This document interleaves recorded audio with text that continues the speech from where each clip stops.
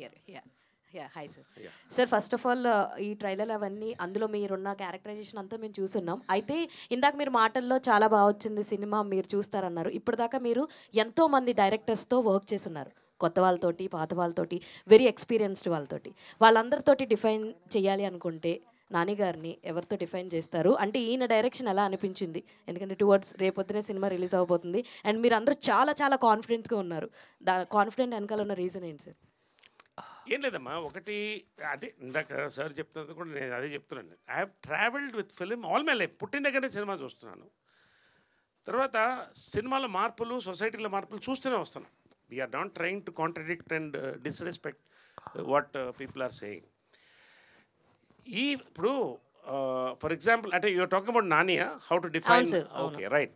ఇప్పుడు నేను జంజాల గారితో పనిచేశాను, విజయమ్మ గారితో పనిచేశాను, బాపు గారితో పనిచేశాను, విశ్వనాథ్ గారితో పనిచేశాను, ఈవీవి సత్యనారాయణతో పనిచేశాను, వంశీతో పనిచేశాను. ఫర్దర్గా మొన్న సాయిరామ్ అభిరాజు వరకు అందరితో, ఇప్పుడు మా మారుతి గారితో పనిచేశాను. ఫిలిం అనేది బేసిక్గా జీవనదమ్మా. It will keep travelling. దాంట్లో ఎవరు దూకాలంటే దూకొచ్చు, లేదంటే బయటికి రావచ్చు. నాని నిజంగా నేను నాకు అర్థమైంది ఏంటంటే, నేను చాలా ధైర్యంగా నువ్వు పాన్ ఇండియాకి వెళ్తావని ఎందుకు చెప్పానంటే, హీస్ గాట్ దట్ పల్స్ అమ్మా. ఇవాళ యూత్ పల్స్ ఏముందో అది చాలా ఇంపార్టెంట్. ఇవాళ ఫిలిం థియేటర్ ఫస్ట్ వచ్చేది యూతే. They are excited. ఫ్యామిలీస్ ఆటోమేటిక్గా వస్తారు. When tomorrow the cinema releases, cinema will talk. కాబట్టి నాని నేను మొన్న చెప్పాను, హీస్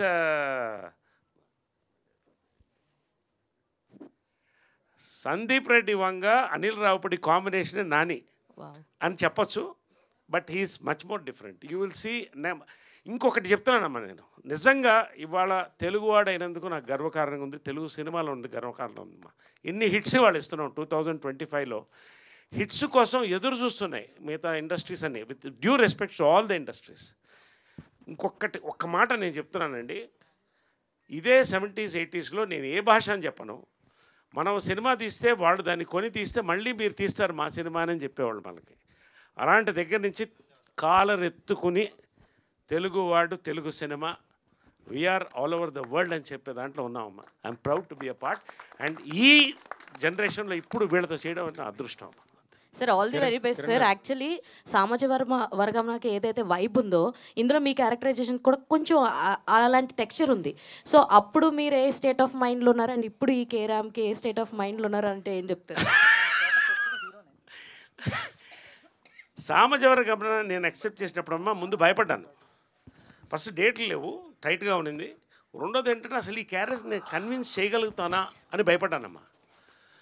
బట్ ఇప్పుడు జనరల్గా నాకు ఒక ఇమేజ్ ఉంది. ఇమేజ్ అంటే he can convince, he will entertain అనేది. నాని ఈ కథ చెప్పినప్పుడు ఫస్ట్ నేనేం ఆలోచించాలి. I hugged him, I said I'm doing it. అంత ధైర్యంగా ముందుకు వచ్చాను. అంటే అంత ఎక్కిపోయింది క్యారెక్టర్ నాకు అది. సో అది అందుకనే దాన్ని కూడా హోల్డ్ చేశారు.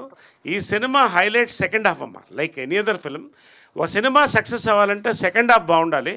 ఎక్స్ట్రాడినరీ సెకండ్ హాఫ్ ఇచ్చారమ్మా నాని అండ్ కిరణ్.